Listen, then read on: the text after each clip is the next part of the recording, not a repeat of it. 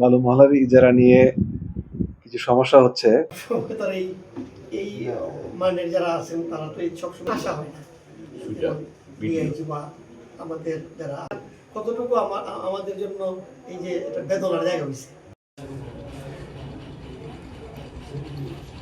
জাদুকাটা নদীতে দুইটা বালু মহল সরকার কর্তৃক ইজারা দেওয়া আছে, জাদুকাটা 1 এবং জাদুকাটা 2 নামে। এই দুইটা বালু মহলের নির্দিষ্ট সীমানা নির্ধারণ করে দেওয়া আছে, কিন্তু মাঝে মাঝে যেটা হয় এই সীমানার বাইরে থেকে বালু কাটা হয়, এরকম অভিযোগ আছে। বিশেষ করে নদীর পাড় থেকে বালু কাটা হচ্ছে, যে কারণে নদীটা ক্ষতিগ্রস্ত হচ্ছে এবং নদী তীরবর্তী মানুষের ঘরবাড়ি নিশ্চিহ্ন হয়ে যাওয়ার আশঙ্কা দেখা দিয়েছে। এরকম একটি বিষয় নিয়ে আমরা সরজমিনে দেখলাম এবং এর সত্যতা পাওয়া গেছে। অনেক ক্ষেত্রে আমরা দেখেছি যে নদীর পাড় থেকে বালু কাটা হচ্ছে, যেটা কিনা আপনার ইজারাকৃত স্থানের বাইরে। তো এটা সম্পূর্ণ অবৈধ। জেলা প্রশাসক মহোদয় ইজারা দিয়েছেন এবং উনি কিন্তু সীমানা নির্ধারণ করে দিয়েছেন। অবশ্যই সেই সীমানার মধ্যে থেকে বালু কাটতে হবে, এর বাইরে বালু কাটার কোনো সুযোগ নেই।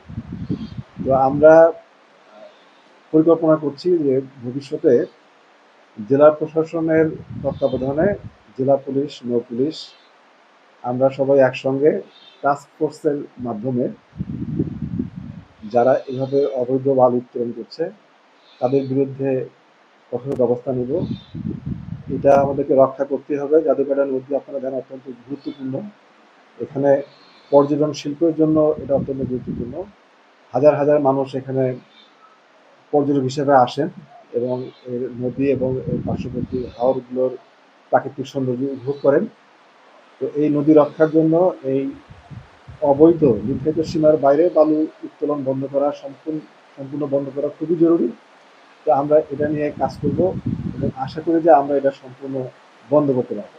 একটি পয়েন্ট আমি সবার দৃষ্টি আকর্ষণ করতে চাই, আমরা প্রশাসনের পক্ষ থেকে যেমন পদক্ষেপ নিব, তেমনি এখানে এই এলাকায় যারা বসবাস করেন, যারা নিজেরাই ক্ষতিগ্রস্ত হচ্ছেন, তাদের অনেকেও কিন্তু এই অবৈধভাবে বালু উত্তোলনের সঙ্গে জড়িত। তারা হয়তো নিজেদের ভবিষ্যৎ ক্ষতিটা বুঝতে পারছেন না, বর্তমান লাভের জন্য এটা করছেন। তো আমরা তাদেরকে সচেতন করার জন্য আমরা এসব এলাকায় সচেতনামূলক পদক্ষেপ গ্রহণ করব, তাদেরকে সচেতন করবো, তাদেরকে বুঝাবো যে তারা আসলে এই সাময়িক লাভের জন্য যে কাজটা করছেন তাতে তাদের দীর্ঘস্থায়ীভাবে তারা নিজেরাই ক্ষতিগ্রস্ত হবে।